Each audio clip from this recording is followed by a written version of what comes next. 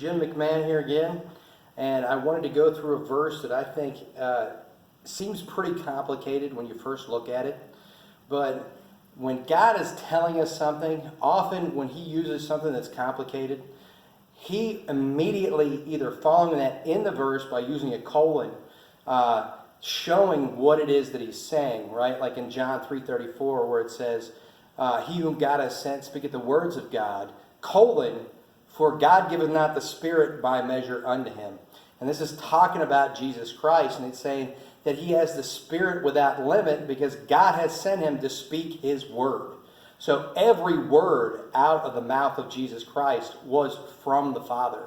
You could just exact that from that statement. That's what's being said. So every word that came out of Jesus Christ's mouth was a commandment of the Father, because He said, I've been given a commandment what to say and what to speak. All right? So I'm going to go through a verse here in 1 Samuel 20:30. And actually, I'm going to say 20:30 and 20:31. And you're going to see how it seems complicated when you hear the verse, but the explanation is in the very next verse. Okay? So I'm just going to go and read the verse to you, and then I'm going to read the verse following it, and then I'm just going to go ahead and explain it to you. All right? Then Saul's anger was kindled against Jonathan, and he said unto him, Thou son of the perverse rebellious woman, do not I know that thou hast chosen the son of Jesse to thine own confusion, under the confusion of thy mother's nakedness? And this is a question mark here. And it says, For as long as the son of Jesse liveth upon the ground, thou shalt not be established, nor thy kingdom. Wherefore now send and fetch him unto me, for he shall surely die. Okay? So I'm going to go back to this first verse here in 20:30. And the confusing part is this. Okay, it uses the word confusion. So, ironically, right? All right. It says, Do not I know that thou hast chosen the son of Jesse, and he's talking about David, who's the son of Jesse, to thine own confusion and unto the confusion of thy mother's nakedness. Okay. Now, a word that we can replace confusion with to help reduce the confusion is confound. All right? I believe these words, they're used interchangeably in the Bible.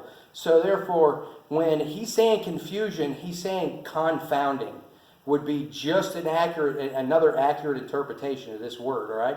Or another accurate translation of the word would be confound, all right? For as long as the son of Jesse liveth upon the ground, thou shalt not be established, nor thy kingdom. Okay.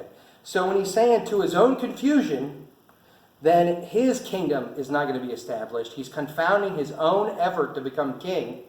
And also, it says, under the confusion of thy mother's nakedness. Okay? So who is the mother's nakedness? Well, Jonathan is also within this group of thy mother's nakedness, because he's talking about the brethren of Jonathan. So he's talking about, and I believe specifically here, he's not talking about his sisters. He would be talking about his brothers. Okay? And he's talking about the establishing of the kingdom of Saul and his lineage. All right? So what Saul is telling him is he's confounding his own effort or his own ability to have a kingdom under him and the kingdom of his brethren, which is his mother's nakedness. All right? I think that is the most easy way to understand this. And when God is saying in the next verse, that thou shalt not be established, he's talking about Jonathan himself, and also nor thy kingdom. And he's talking about the brethren, or the house of Saul, which was going to be, taken away. The kingdom was taken away from Saul, and it was given to David. Okay? And that's because Saul did not follow the commandments of God. He kind of went his own way there in the end. And then finally, when he went to the witch at Endor, and he had her conjure up Samuel, that was the final straw. And God went ahead, and the very next day, Samuel had told him that, thou shalt be with me tomorrow. Thou and thy son shall be with me tomorrow, I believe is how he said it. And Saul, the very next day, lost the battle, and he died by committing suicide. And also his sons also died in the same battle in the war. All right. But I think that clears up that verse, if you didn't know what that meant. I think that now, after I've explained it to you and just showed it to you within the Scripture, you should be able to see that. If you don't, pray to God, ask Him to help you to understand it, and then go back to the Scripture and read it again. All right? I thank you, and you have a God-blessed day.